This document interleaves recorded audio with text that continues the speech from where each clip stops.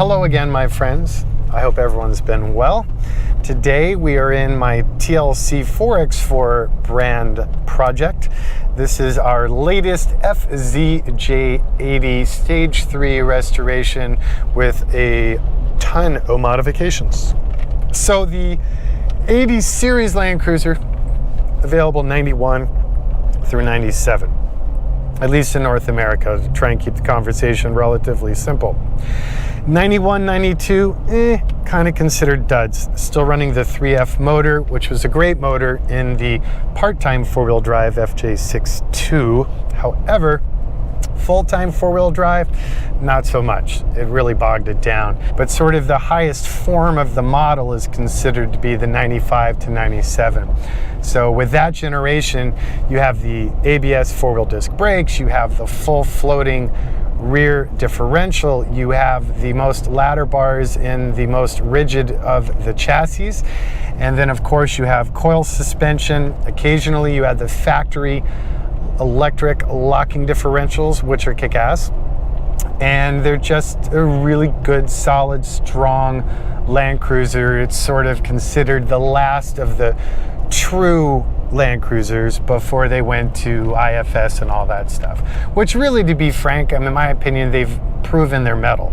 The IFS 100 series and even 200 series are great trucks as well. They just kind of started to stray a little bit from the tradition. So this particular truck is hitting that age where people love them dearly, but they're getting a little long in the tooth. So we're starting to see a lot of growth in requests from clients who say stuff like, I love my 80, but it's got 300,000 miles on it or whatever, and it's kind of slow, and they go to buy something new and just nothing speaks to them the way that these trucks do. So they're coming to us for these big restorations, and more, really the only thing they find that they want beyond stock is perhaps some suspension enhancements, brake enhancements, and mow power. So Toyota used to offer the Supercharger, which was a nice unit from Magnuson. Still, not great, but better. But I personally find that a good old LS generation aluminum fuel injected V8 does the trick quite well. Now, for most people, a LS3 would do just fine, but this client, well, let's just say he's not most guys, and he likes to kind of push the limits a little bit, which is fine with me. He's wonderful to work with. This is not the first vehicle we've built for him. The guy's name is Joe Rogan. Joe wanted this truck because he's been getting into sort of expedition, long trip, off-road adventures, mountain biking, shooting, and the like. So we built this to specifically enable his other hobbies. So here it is. It's a 95. We did a custom color that if you were not a cruiser head, you would not necessarily think it wasn't stock, but it's just a little bit sexier to me. There's a super fine flake in the metallic, and it catches the light just beautifully. On the outside body, we blacked out all of the factory trim, including the grille. We removed some of the badging from the rear liftgate, and then we worked with our buddies at Fox Racing and ran nitrogen-charged Fox shocks. Ride is lovely, ground clearance is enhanced. Now, other mechanical modifications, we upgraded the already excellent brake system. We were able to keep the ABS system intact. We simply upgraded to the DBA rotors out of Australia. Now, this being a stage 3 restoration, that means that we took the truck when original condition, took off all the stuff we weren't going to use, put in all the stuff that we had in our heads for the final design, made sure everything got together well and integrated, blew it all apart, tore it down to the bare ladder frame, powder coated the axle housings, the chassis, and all that good stuff to mil spec 1, and then fully reassembled it with all OEM parts or better. Now you'll notice a lot of the little stuff, no stone unturned on a stage 3. So every single nut and bolt is replated in the original finish or has been enhanced and replaced with stainless steel where appropriate. all new plastic body exterior vents, grills, emblems, and trim. All new OEM weather stripping everywhere, inside, outside, and under. All new OEM body mounts. The body also was stripped down to raw metal. It was media blasted. Bodywork was finished, which was actually pretty minor because the body was in really killer shape. And then we heat cure polyurea coated the underside of the body and the inside floor surfaces prior to final paint and reassembly. All the glass on this truck, other than the windshield, is stock. Windshield is brand new, and it has the moderate color shade across the top, and that helps control some of the light bounce from that large and incredibly useful Putco full-width LED light bar. But we'll get into all of that stuff in a bit. Let's talk mechanics. So transmission is a General Motors 4L85E 3/4 ton transmission. That's a 4-speed with an overdrive. The engine is, well, a wee bit excessive, but in all the best possible ways. We are running the LSA. So that is a supercharged LS. It's putting out about 580 pounds of torque and about 560 horse. Now, full-time four-wheel drive, so there's a lot of scavenging going on in that powertrain. So why that could seem like maybe too much power, it's not, because realistically on the dyno, at the tire hitting the ground, we're running at about 360 horse. So it works out actually really, really well once you consider how much of that power is gobbled up by the transmission and transfer case. The stock transfer case was used, although completely rebuilt and enhanced internally. Axles, dead stock on the inside. They're super strong, so there's really no issues there. We ended up running the ARB locking differentials front and rear on this truck with a dedicated air compressor. And then for the brake system, we did not run our Hydro Boost. We ran the OEM system because it's just so good, and we're able to keep the electronics happy so that the client still has the ABS brakes, which is really nice. That ARB bumper in the front houses a Warren winch with synthetic lead cable and a host of auxiliary lights. The rear bumper system is from our buddy Christo at Slee Off-Road in Colorado. Same with the side sliders and the skid plate and some of the components used to upgrade the ARB Old Man Emu suspension. Exhaust is all mandrel bent stainless steel. It is TIG welded together, and then it is ceramic coated in a argent gray. We went pretty conservative with the exhaust note, running a Magnuson stainless chambered muffler and single exit.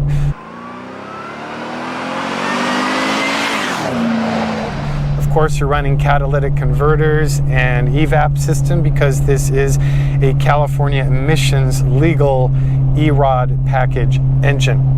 One thing with the E-Rods that I understand why GM does it, because it makes it easy for end user install, but man, exposed air filters just suck, especially in an off-road vehicle. So we built our own air box, and that is partially using the Safari snorkel for drawing in air, because that gets us a sort of drier and less dusty air point by being a higher pickup.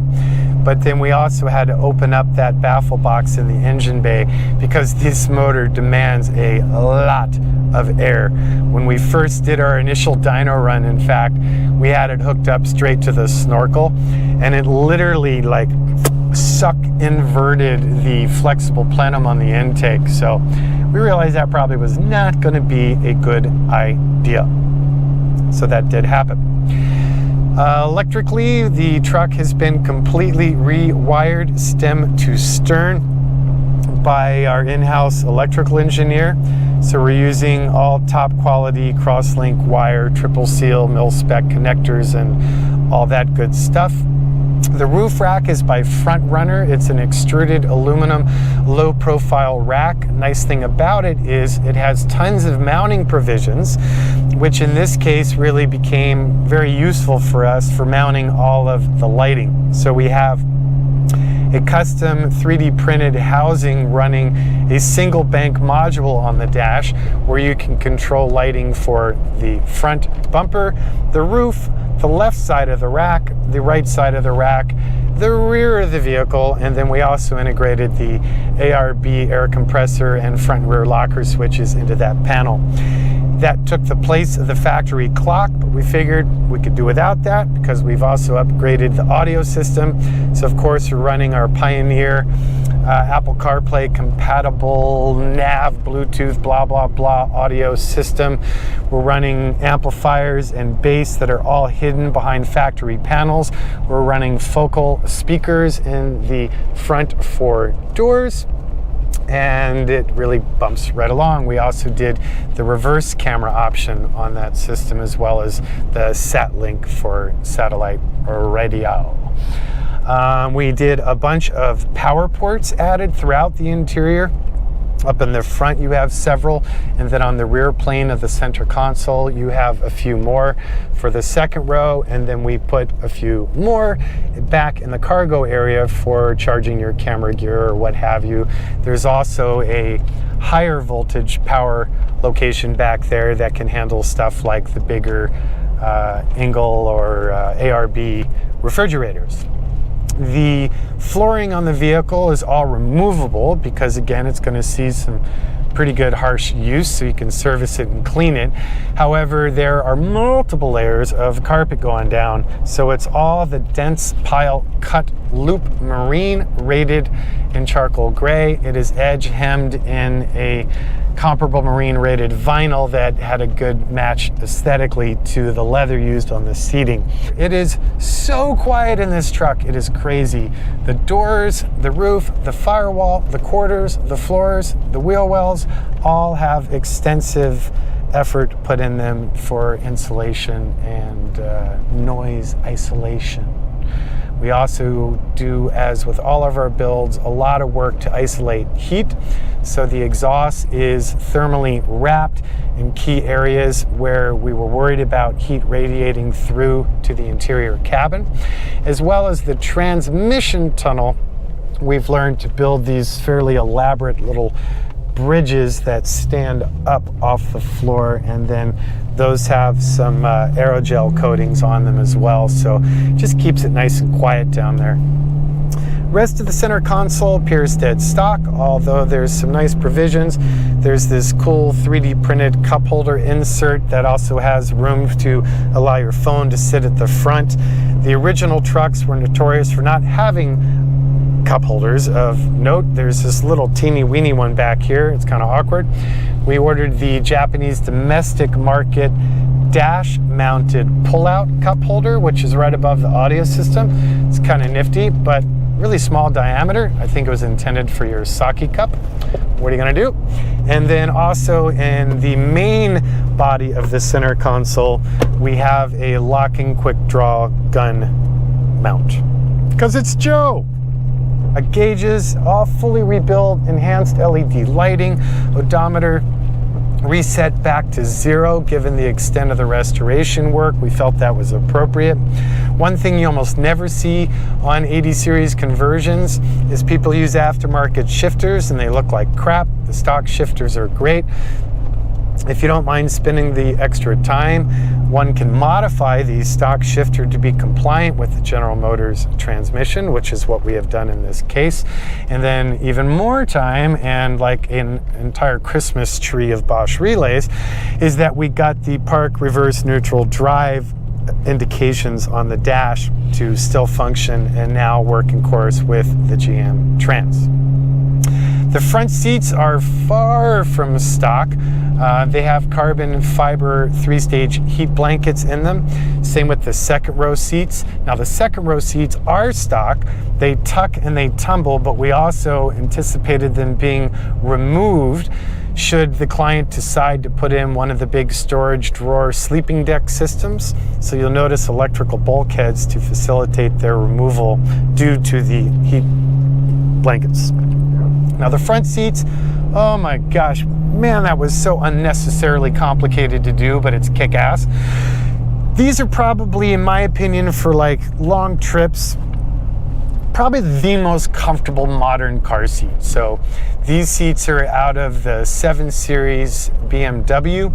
They're like 36 points of adjustment, and they go up, they go down, they rake this way, they rake that way, they squeeze you tighter, they loosen up, they have lower lumbar, the lumbar can travel, like all sorts of crap. Takes a while to figure out how to work the damn things and get it where you want it, but once you do, man, are they nice seats. Absolute disaster to fit in the truck. First of all, they're big, so that necessitated custom door panels. We had to ditch the lower plastic map pockets from the stock doors and ended up finding out that the Icon FJ CNC'd frames and Sportsnet pockets really were the best solution there. But the good news about that, gave us an opportunity to upgrade the interior lighting on the doors. So we ran black powder coated stainless steel, half round stainless with embedded LEDs there. We did not do the amp research power steps because this truck, as I said, will see some serious off-road use. So what we ran can float the entire truck on a boulder and just sort of skid right off of it. So we put the lights on the doors because that, aids the utility, at least gives you the lighting that the amp research steps would have given you when you go to get in and out. That roof rack with the billions of lights upon it, that rack is removable. So we engineered a nifty aerospace bulkhead that we found with a triple seal and a twist connect. So you can simply untwist, disconnect, pull your rack off, and then there's a weatherproof seal that you can put back over that electrical connector. The third row seats were deleted in this truck at the client's request, and that second row is, as I said, pretty much stock, other than we modified the pattern layout on the upholstery.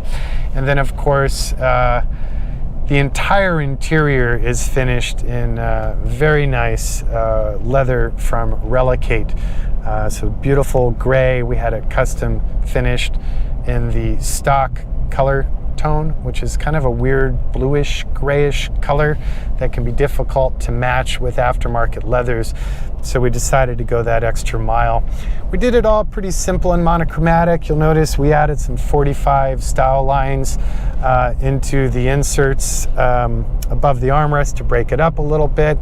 Rebuilt all the power window motors and tracks and guides and new master switch, and then we've figured out a trick where we wire those with more direct higher voltage, so they're just cleaner and faster than the stock ones, which are again pretty famous for being as slow as the motor. We got the Icon sun visors as found in Lear jets. Really nice upgrade for this truck. The headliner, it's the stock design and layout, but it's finished in the Alcantara material, so it's like a nice velvety luxury feel, but again quite durable and easy to maintain, literally with a vacuum cleaner. So that works out good. All the grab handles, we added some from non-USA models, and then being the leather geek that I am, I hand stitched or baseball stitch wrapped those just to give them a little nice finish. Original steering wheel was taken apart, rewrapped in leather. It's better than factory, hopefully will last another 20 years. Joe's request, make it a little bit thicker, make it a little bit spongier, so we did that. It's actually quite comfortable now. I really enjoy it. Gosh, I could just ramble on and on, but I guess that pretty much covers all the main details. Hopefully in the B-roll, you'll see that we go to great lengths to handle like every single detail. So as with some of our other projects, or most of our other projects, it's kind of a bummer to even put the body on because the chassis was just so darn purty. But it must happen if one is to actually use these, and let's face it, that is the point. People should use them. So please forgive me if I forgot any details. I absolutely must have, because there's a lot going on in this truck. Truck took us a long time to build. I think literally internally we have about just under 3,000 hours invested in this truck. As always, I appreciate you guys taking the time to watch our videos and to get to learn about our brands. TLC4x4.com is the website for this brand that does just vintage Toyota Land Cruisers. You can reach us old school at 818-280-3330. And yeah, that's my whole story. Till next time, see ya.